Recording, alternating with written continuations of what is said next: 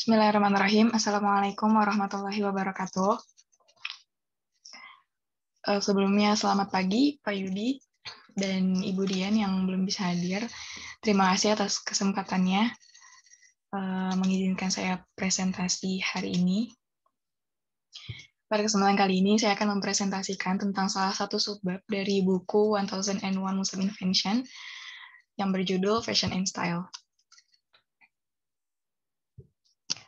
Sebelumnya saya akan memperkenalkan salah satu tokoh yang rasanya sangat jarang kita tahu, namun tokoh ini telah memberikan dampak yang signifikan terhadap fashion dan style sampai saat ini. Namanya Abul Hasan Ali bin Nafi. Dijuluki sebagai Ziryab. Ziryab ini artinya blackbird. Mengapa dijuluki demikian? Karena dia memiliki kulit yang hitam dan bersuara merdu. Ziryab lahir pada tahun 789 Masehi di Irak. Beberapa mengatakan ia merupakan seorang budak yang dibebaskan. Ia adalah seorang penyanyi, pemain oud. Oud itu kecapi, komposer, penyair, dan guru yang tinggal dan bekerja di Irak, Afrika Utara, dan Andalusia pada periode Islam abad pertengahan.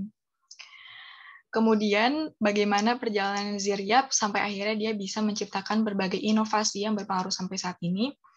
Mulanya ia mengetahui bahwa ia memiliki bakat terpendam dalam dirinya dalam bidang musik. Sampai akhirnya dia memutuskan untuk belajar musik ke Baghdad dan berguru pada seorang musisi terkenal di Baghdad, Ishaq al-Mausili. Kemudian perlahan namun pasti bakatnya semakin berkembang dan semakin terasa. Berkat talenta dan keunggulan Ziryab di bidang musik, Al-Hakim, Khalifah Umayyah dan ayah dari Abdurrahman II mengundangnya ke Andalusia, Spanyol. Di Andalusia ini dia menjadi penghibur di Istana Cordoba dengan bayaran 200 dinar emas dalam sebulan. Di sana juga karyanya diakui oleh penduduk Spanyol dan mulai dikenal oleh kalangan luas. Kemudian pada tahun 822 Masehi, Ziryab pun memutuskan menetap di Istana Cordoba, Spanyol. Nah, dari situ dia mulai menciptakan inovasi lain. Ia tidak hanya merevolusi musik, tapi juga membuat kemajuan yang signifikan pada dunia fashion dan gaya hidup. Kemudian kita akan masuk kepada inovasi apa saja yang telah diciptakan oleh Ziryab. Yang pertama adalah sekolah kecantikan. Ziryab telah meletakkan dasar-dasar kosmetika dan estetika dengan membuka sekolah kecantikan pertama di Alcázar, Cordoba. Di sana, Ziryab pertama-tama mengajari istrinya sendiri dan beberapa wanita, yang kemudian menjadi para asistennya untuk mengajari wanita. Terkait berbagai hal, dari mendesain mode, pakaian, hingga membentuk bulu mata dan bercelak. Yang kedua adalah table manner. Salah satu inovasi di bidang fashion and style yang diciptakan Ziryab adalah mengenai struktur dan tata cara makan. Seperti yang kita tahu, ada 3 urutan makan yang baik dalam table manner. Yang pertama itu ada appetizer, main course, dan dessert.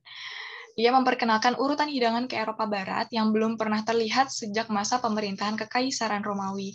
Makanan sup diikuti dengan hidangan ikan, lalu daging, dan akhirnya pencuci mulut. Urutan inilah yang masih berlaku hingga saat ini. Bahkan saat ini banyak kita jumpai lembaga maupun kursus yang menawarkan pelatihan untuk penerapan table manner ini. Yang ketiga ada shaving, yaitu metode menghilangkan bulu dengan alat cukur. Rupanya, Ziryab juga merombak perawatan penampilan, kemudian para pria mulai mencukur dan berpotongan rambut pendek seperti Ziryab. Hal inilah yang menjadikan Ziryab sebagai ikon fashion pada zamannya. Dulu shaving ini belum bisa dibilang lazim pada abad pertengahan, sampai akhirnya Ziryab datang ke Spanyol dan memperkenalkan gaya rambut yang dia miliki saat itu. Akhirnya banyak orang yang mengikuti gaya rambutnya. Kemudian ada gaya berpakaian. Di bidang mode, Ziryablah orang pertama yang memperkenalkan konsep berpakaian sesuai musim. Ia membuat pakaian untuk musim dingin dan musim panas, disertai dengan penanggalan kapan pakaian-pakaian tersebut harus dipakai.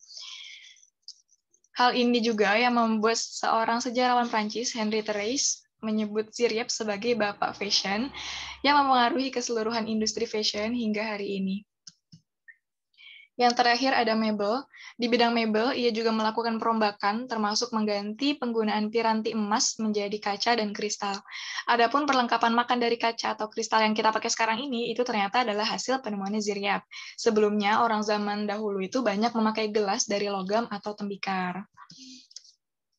Inovasi Ziryab dalam hidup menjadi tren yang populer. Seiring ketenarannya, Ziryab membawa pengaruh ke Prancis, Italia, dan lainnya di Eropa hingga ke seluruh dunia. Meski memberikan kontribusi yang luar biasa, namun tak banyak penghargaan yang diberikan kepadanya. Selain penghargaan, dunia Islam sama sekali mengabaikan karyanya. Ia tidak mendapat pengakuan layaknya di dunia Barat. Mungkin cukup sekian yang dapat saya sampaikan. Bila ada salah-salah kata, mohon dimaafkan. Terima kasih. Wassalamualaikum warahmatullahi wabarakatuh. Waalaikumsalam warahmatullahi wabarakatuh. Silakan dimatikan recordingnya.